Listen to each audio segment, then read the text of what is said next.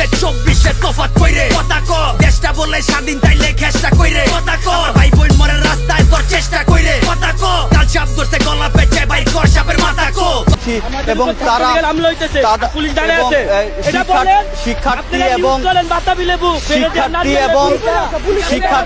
সাবধানে কাজ করবেন। আর্জেন্টিনা কোপার ফাইনালে জিতার পর হয়ে গেল 16 বারের মতো কোপার চ্যাম্পিয়ন। আর্জেন্টিনা জেতার খুশিতে মেতেছে আর্জেন্টিনার সাপোর্টাররা। বাংলাদেশের এক টিকটকার কেটে ফেলেছে আর এক টিকটকারের পুরুষাঙ্গ। পুরুষাঙ্গের মাথাটা পাওয়া গেছে এক বেগুন খেতে। বেগুন খেতে আর ইদানিং বেগুন চাষ হয় না, চাষ হচ্ছে ধান। আর ধান খেতে চাষ হচ্ছে বেগুন। কুয়েতের এক শেখ কিনে ফেললো আর একটা তেলের খনি। সেই তেলের খনিতে এখন পানি ঢেলে চাষ করা হবে টাকি মাছ। বাংলাদেশের পদ্মা নদীতে এখন আর পাওয়া যায় না ইলিশ, তাই পদ্মা নদীতে চাষ হচ্ছে পাঙ্গাস মাছ। বাংলাদেশের রাস্তায় অটো চলাচল বন্ধ, অটো চলবে এখন আকাশ দিয়ে, আর রাস্তায় চলবে প্লেন। তো দেশের বর্তমান পরিস্থিতি নিয়ে এরকম সত্য খবর পেতে অবশ্যই চোখ রাখবেন আমাদের দালাল টিভিতে। হটেন থেকে সত্য ঘটনা সবার কাছে প্রকাশ করতেছি। আমি দালাল টিভি থেকে রিপোর্টার দালাল।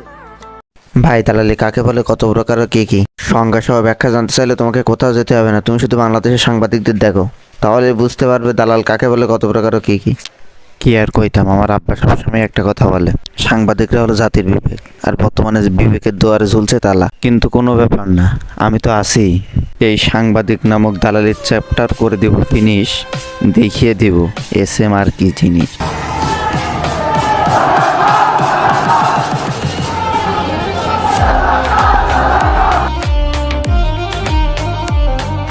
ভাই বাংলাদেশের রিক্সাওয়ালার সাংবাদিক দুটোই একই ধাতুর তৈরি।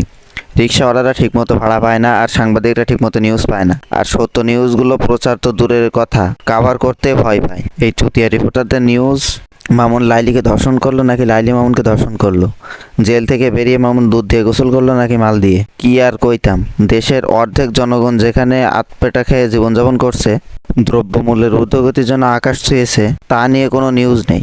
নিউজ সব লাইলি মামুনকে নিয়ে।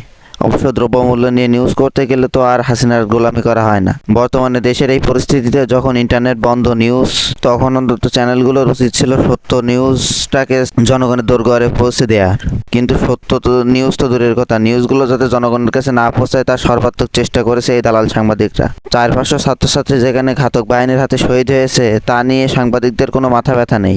মাথা ব্যথা সব মেট্রো রেলের ভাঙচুর হয়েছে তা নিয়ে, দেশের রাষ্ট্রীয় সম্পদের ক্ষয়ক্ষতি হয়েছে তা নিয়ে, দেশের প্রধানমন্ত্রী 400 ছাত্রছাত্রী শহীদ আর হাজার হাজার ছাত্রছাত্রী ইনজুরিতে, তাতে ওনার কোনো মাথা ব্যথা নেই। তিনি কেন কাঁদতেছেন, মেট্রো রেল ভেঙে গেছে তা নিয়ে। আর ফুটেজেতে এখন ক্লিয়ার, মেট্রো রেল ভাঙছে শ্রমিক লীগের কর্মী, কিন্তু দোষ হবে কাদের, ছাত্রছাত্রী জামায়াত শিবির এর কর্মী। কেননা আওয়ামী লীগের একটা পুরাতন স্বভাব আছে, নিজেদের পাপ কাজ অন্যের ওপর চাপিয়ে দেয়া। তো যাই হোক, আজকের আর বেশি কথা বাড়াবো না।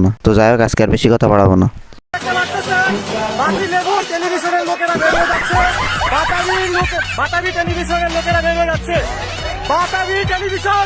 বাতাবি লেবু টেলিভিশনের লোকেরা ভেবে যাচ্ছে সরকারের দালাল, সরকারের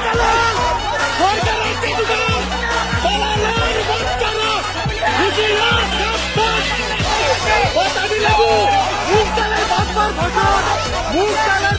ঘোষণ,